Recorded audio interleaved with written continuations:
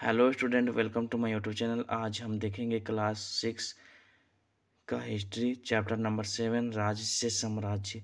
इसमें हमें देखना है अशोक के बारे में कि अशोक कौन था, उसके शासन व्यवस्था के बारे में देखेंगे कि उसका जो साम्राज्य कैसा था और वहाँ की शासन व्यवस्था कैसी थी। अशोक ने कलिंग युद्ध के बाद अपना धर्म परिवर्तन कैसे किया और उसने कैसे अखंड भारत का निर्माण किया। तो इन सभी चीज़ों को इसमें देखेंगे इस चैप्टर में। तो बच्चों, सबसे पहले हमें ये देखना है कि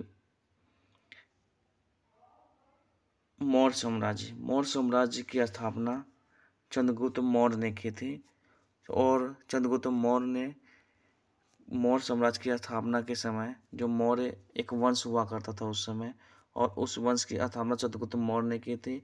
और उस वंश की स्थापना करने में जिस व्यक्ति ने सहायता की थी उसका नाम था चाणक्य, जिसके बारे में मैं कहानी आपको क्लास में बता भी चुका हूँ कि चाणक्य कौन था। और चाणक्य ने जो पुस्तक लिखी थी उस पुस्तक का नाम था अर्थशास्त्र। तो हालांकि हमें यह देखना है कि चाणक्य ने किसकी सहायता की थी, चंद्रगुप्त मौर्य की सहायता की थी मौर्य साम्राज्य की स्थापना करने के लिए। ठीक है। और मौर्य साम्राज्य की जब स्थापना हो जाती है तो चंद्रगुप्त मौर्य वहाँ का राजा हो जाता है और उसका एक पुत्र होता है जिसका नाम होता है बिंदुसार। फिर उसके बाद बिंदुसार राजा बनता है और बिंदुसार के बाद अशोक आता है। अशोक यह मौर्य साम्राज्य का सबसे काफ़ी शक्तिशाली शासक होता है। और इसने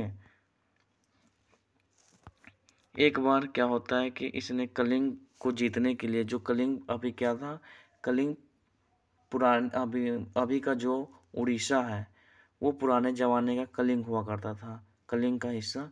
उसे जीतने के लिए अशोक ने उस राज्य पे आक्रमण किया और उस राज्य के आक्रमण में उस समय उसके साथ युद्ध हुआ और उस युद्ध में काफ़ी लोग मारे गए, काफ़ी लोग घायल हो गए, जिससे क्या हुआ कि अशोक का जो मन था वो काफ़ी विचलित हुआ। जैसे यहाँ पे आप देखेंगे कि अशोक का मन काफ़ी विचलित हो गया और उसने फिर कभी युद्ध न करने का निर्णय लिया। जैसे यहाँ पे आप देख सकते हो कि अशोक मौर्य वंश का सबसे प्रसिद्ध शासक था। मैंने बता दिया कि मौर्य वंश की स्थापना पहले किसने की थी, तो मौर्य वंश की स्थापना चंद्रगुप्त मौर्य ने की थी। चंद्रगुप्त मौर्य की सहायता किसने की थी स्थापना करने में, चाणक्य ने की थी। चाणक्य का चंद्रगुप्त मौर्य का पुत्र का क्या नाम था, चंद्रगुप्त मौर्य के पुत्र का नाम बिंदुसार था। और बिंदुसार का पुत्र कौन होता है, अशोक होता है। तो इसलिए इसमें दादा बताया गया कि अशोक मौर्य वंश की स्थापना अशोक के दादा चंद्रगुप्त मौर्य ने की थी। ठीक है। अब जब अशोक का युद्ध कलिंग के साथ होता है, जो प्राचीन नाम था उड़ीसा का, अभी का जो उड़ीसा है उसका प्राचीन नाम था। इस युद्ध में अशोक ने काफ़ी हिंसा किया, खून खराबा किया। और इन खून खराबा को देखकर अशोक का जो मन हुआ था वो वितृष्णा मतलब विचलित हो गया। उसका मन अब धीरे धीरे मतलब उसने काफ़ी विचलित सा हो गया था, जिस कारण से उसने क्या निर्णय लिया कि वो भविष्य में कभी युद्ध फिर नहीं लड़ेगा।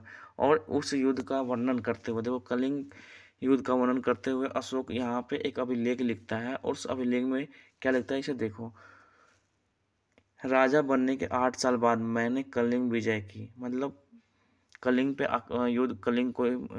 कलिंग के साथ युद्ध हुआ और उस पर विजय भी किया, विजय प्राप्त भी किया। लगभग 1.5 लाख लोग बंदी बना लिए गए, 1.5 लाख लोग बंदी बना लिए गए, 1 लाख से भी ज़्यादा लोग मारे गए। बताओ कितनी काफ़ी नरसंहार हुआ उस कलिंग युद्ध में। इससे अपार मुझे दुख हुआ। क्यों? जब किसी स्वतंत्र देश को जीता जाता है तो लाखों लोग मारे जाते हैं और बहुत सारे बंदी बनाए जाते हैं। इसमें ब्राह्मण और श्रमण भी मारे जाते हैं। जो लोग अपने सगे संबंधी